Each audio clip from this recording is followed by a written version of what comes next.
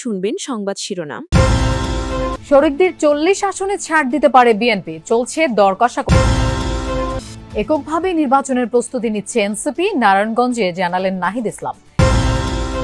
জুলাই সনদ বাস্তবায়ন প্রক্রিয়া ও গণভোট নিয়ে আলোচনার উদ্যোগ নেই এখনো, আগের অবস্থানেই বিএনপি জামায়াত, সময়ক্ষেপণের। কক্সবাজারের চকরিয়ায় বাস মাইক্রোবাস মুখোমুখি সংঘর্ষে প্রাণ গেছে 5 জনের, গুরুতর আহত 2 জনকে ভর্তি করা হয়েছে হাসপাতালে। আসসালামু আলাইকুম। এতক্ষণ শুনছিলেন সংবাদ শিরোনাম, এখন শুনবেন বিস্তারিত। বিএনপির ফাঁকা রাখা 63 আসন নিয়ে দর কষাকষিতে শরিকরা প্রকাশ্যে বেশি আসনের দাবি জানালেও পর্দার আড়ালে কেউ একটি, কেউ বা 2টি আসন নিয়ে সমঝোতার চেষ্টা করছেন। পাশাপাশি মিত্রদের জন্য ধানের শীষের বিপক্ষে নির্বাচন করার সুযোগও থাকছে। জাতীয় সরকারের আগে ভোটের মাঝেই রাজপথের সহযোদ্ধাদের বিএনপি যথাযথ মূল্যায়ন করবে বলে বিশ্বাস যুগপৎ নেতাদের। তবুও তাদের ভাবিয়ে তুলছে একাধিক আসনে বিএনপি নেতাদের স্বতন্ত্র নির্বাচন করার ঘোষণা। বিএনপির সিদ্ধান্ত আর অবস্থানের প্রতি অকণ্ঠ সমর্থন জানিয়ে দীর্ঘদিনের রাজপথের সংগ্রামে যুগপৎ আন্দোলনে ছিল প্রায় 30-এর অধিক দল। দীর্ঘদিনের সহযাত্রীদের জন্য আসন ফাঁকা রেখে দলীয় প্রার্থী ঘোষণা করেছে বিএনপি মহাসচিব। আমাদের যুগপৎ আন্দোলনে যারা শরিক দলগুলো আছেন তাদের সঙ্গে আলোচনার ভিত্তিতে আমরা এই পরিবর্তনগুলো আনতে পারি। ফাঁকা আসনের মধ্যে ব্রাহ্মণবাড়িয়া 6, জুনায়েদ সাকি, বগুড়া 2, মাহমুদুর রহমান মান্না, লক্ষ্মীপুর 4, তানিয়া রব, লক্ষ্মীপুর 1, শাহাদাত হোসেন সেলিম, পটুয়াখালী 3, নুরুল হক নূর, ঝিনাইদহ 2, রাশেদ খান, চট্টগ্রাম 13, অলি আহমদ, কুমিল্লা 7, রেদওয়ান আহমেদের জন্য বরাদ্দ রেখেছে বিএনপি। এছাড়া ঢাকা 17, আন্দালিব রহমান পার্থ, ঢাকা 13, ববি হাজ্জাজ, 12 দলীয় জোটের এহসানুল হুদা, কিশোরগঞ্জ 5 সহ সমমানা দলের আরও 4 জনকে বিভিন্ন আসনে বিবেচনা করছে বিএনপি। ধর্মভিত্তিক দলগুলোর মধ্যে এবার বিএনপি সবচেয়ে বেশি গুরুত্ব দিচ্ছে দেওবন্দ অনুসারী হেফাজত ঘনিষ্ঠ জমিয়তে উলামা ইসলামকে। জোট সঙ্গীদের জন্য প্রত্যাহার হতে পারে মুন্সিগঞ্জ 1, কুষ্টিয়া 2 ও ঢাকা 12 আসন থেকে বিএনপির দলীয় মনোনয়ন। এছাড়া এনসিপির সাথে সমঝোতা হলে 5টি আসন ছাড়তে পারে বিএনপি। ঢাকা 7, 10 ও 18 আসনও যুগপৎ শরিকদের জন্য ছাড় দেওয়ার চিন্তা আছে বিএনপিতে। বিএনপি চেয়ারপারসন সহ শীর্ষ পর্যায়ের কিছু আসন ছাড়া সব আসনেই প্রার্থী দেবে এনসিপি।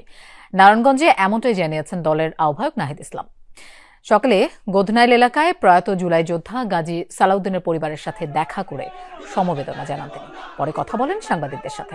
তিনি জানান, জোটের বিষয়ে এখনো সিদ্ধান্ত হয়নি, এককভাবে নির্বাচনের প্রস্তুতি নেওয়া হচ্ছে। একটি সমঝোতা বা জোট রাজনৈতিক আদর্শিক জায়গা থেকে হতে পারে বলেও মন্তব্য করেন নাহিদ ইসলাম। তিনি আরো বলেন, রাজনীতি ও নির্বাচনে কালো টাকার মালিক, পেশিশক্তি সহ যেসব অপসংস্কৃতি রয়েছে তা চ্যালেঞ্জ করতে চায় এনসিপি। আমরা এককভাবে নির্বাচনের প্রস্তুতি নিচ্ছি। 300 আসনই আমাদের লক্ষ্য। তবে যারা ফ্যাসিবাদ বিরোধী এবং গণতন্ত্র প্রতিষ্ঠার লড়াইয়ে অগ্রণী ভূমিকা পালন করেছেন, সেটা খালেদা জিয়ার কথা আমাদের নাসিরউদ্দিন পাটোয়ারি বলেছেন। ওনাদের বিষয়ে আমরা ওনাদের সম্মানে হয়তো আমরা সেসব জায়গায় আমরা প্রার্থী দিব। জুলাই সনদ বাস্তবায়ন প্রক্রিয়া ও গণভোট নিয়ে প্রধান উপদেষ্টার 7 দিনের বেঁধে দেওয়ার সময়ের 2 দিন পার হলেও রাজনৈতিক দলগুলোর মধ্যে আলোচনার দৃশ্যমান কোনো উদ্যোগ নেই। সরকারের বিরুদ্ধে প্রতারণার অভিযোগ তুলে সতর্ক অবস্থানে বিএনপি। গণভোট নিয়ে আলোচনা চায় জামায়াত। অন্যদিকে এনসিপি সরকারের বিরুদ্ধে সময় নষ্টের অভিযোগ তুলেছে। অন্যান্য দলের নেতারা ঐকমত্য কমিশনের তৈরি করা জটিলতা নিরসনে সরকারকে উদ্যোগ নেয়ার আহ্বান জানিয়েছেন। জুলাই সনদের বাস্তবায়ন প্রক্রিয়া নিয়ে উত্তপ্ত রাজনীতি। স্বাক্ষরিত জুলাই সনদে নোট অফ ডিসেন্টের কথা থাকলেও বাস্তবায়ন প্রক্রিয়ায় তার উল্লেখ নেই। সেই সঙ্গে গণভোটের দিনক্ষণ নিয়েও রাজনৈতিক দলগুলোর মধ্যে রয়েছে বিভাজন। এমন পরিস্থিতিতে জুলাই সনদ বাস্তবায়ন প্রক্রিয়া ও গণভোট নিয়ে রাজনৈতিক দলগুলোর বিভক্তি দূর করতে 7 দিনের সময় বেঁধে দেয় অন্তর্বর্তী সরকার। এই সময়ের মধ্যেই আলোচনা করে সমঝোতায় পৌঁছানোর আহ্বান উপদেষ্টা পরিষদের। সম্ভব হলে আগামী 1 সপ্তাহের মধ্যে সরকারকে ঐক্যবদ্ধ। এমন পরিস্থিতিতে জুলাই সনদ বাস্তবায়ন প্রক্রিয়া ও গণভোট নিয়ে রাজনৈতিক দলগুলোর বিভক্তি দূর করতে 7 দিনের সময় বেঁধে দেয় অন্তর্বর্তী সরকার। এই সময়ের মধ্যেই আলোচনা করে সমঝোতায় পৌঁছানোর আহ্বান উপদেষ্টা পরিষদের। সম্ভব হলে আগামী 1 সপ্তাহের মধ্যে সরকারকে ঐক্যবদ্ধ দিক নির্দেশনা প্রদান করার আহ্বান জানানো হয়। নিজেদের উদ্যোগে আলোচনা নিয়েও ভিন্ন ভিন্ন অবস্থানে দলগুলো। জুলাই সনদ নিয়ে সরকারের বিরুদ্ধে প্রতারণার অভিযোগ তুলেছে বিএনপি, যদিও প্রধান উপদেষ্টার আহ্বানকে ইতিবাচক হিসেবেই দেখছে জামায়াত। এক সপ্তাহ সময়ের ভিতরে রাজনৈতিক দলগুলা বসে যদি একটা কনসেনসাসে পৌঁছতে পারে, সরকারের জন্য এটা ভালো। এবং আমরাই সবার আগে আমাদের পক্ষ থেকে আমাদের নায়েবে আমির আহ্বান জানিয়েছেন যে আসুন আমরা খোলামেলা আলোচনা করে আমরা সমাধানে পৌঁছি। যে সরকার প্রতারণার আশ্রয় নেয় ওরা বারবার প্রতারণা করবে। নেতারা বলছেন সরকারের দায়িত্বহীনতার কারণেই ঝুঁকির মুখে পড়েছে জুলাই সনদ। তবে গণসংহতি আন্দোলনের নেতা জুনায়েদ সাকি নিজ উদ্যোগে দলগুলোর সঙ্গে আলোচনার কথা জানান। এটা একটা জটিলতা তৈরি করেছে এবং আমরা মনে করি এটা দায় সরকারের আছে এবং ঐকমত্য কমিশনের আছে। এবং রাজনৈতিক দলগুলোর কোর্টে বল ঠেলে দিলেই তো হবে না, মানে এটা তো ফ্যাসিলিটেটর কে, ঐকমত্য কমিশন ছিল এটা ফ্যাসিলিটেটর।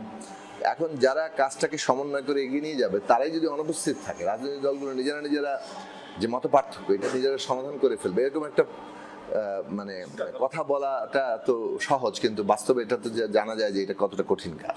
সংকটটা ঐকমত্য কমিশন এবং কিছুটা সরকারেরই তাদেরই তৈরি করা। এখন সংকটটা তাদেরকেই উদ্যোগ নিয়ে এই সংকট থেকে বেরিয়ে আসার পথ তৈরি করতে হবে।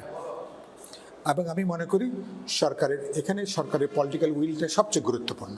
জাতীয় নাগরিক পার্টি এনসিপির নেতারা বলছেন সরকার গণভোট নিয়ে সাপলুডু খেলছে, রাজনৈতিক দলগুলোর দিকে বল ঠেলে সময়। কক্সবাজারে বাস মাইক্রোবাসের মুখোমুখি সংঘর্ষে প্রাণ হারিয়েছেন 5 জন, আহত হয়েছেন 2 জন।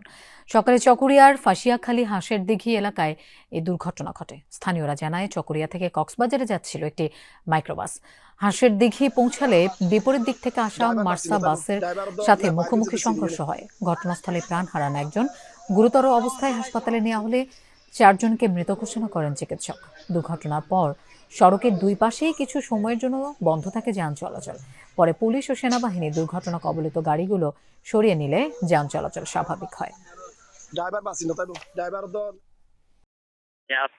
আমাদেরকে মালুমঘাট স্থানীয় হাইওয়ে পুলিশের ফাঁড়ির যে ইনচার্জ মেহেদি হাসান তিনি প্রাথমিকভাবে এতটুকু নিশ্চিত করেছেন এবং তারা নোহার গাড়িতে ছিল 8 জন, টোটাল 8 জনের মধ্যে 5 জনই মৃত্যুবরণ করেছেন। 5 জনের মধ্যে 4 জন হচ্ছেন নারী। তাদেরকে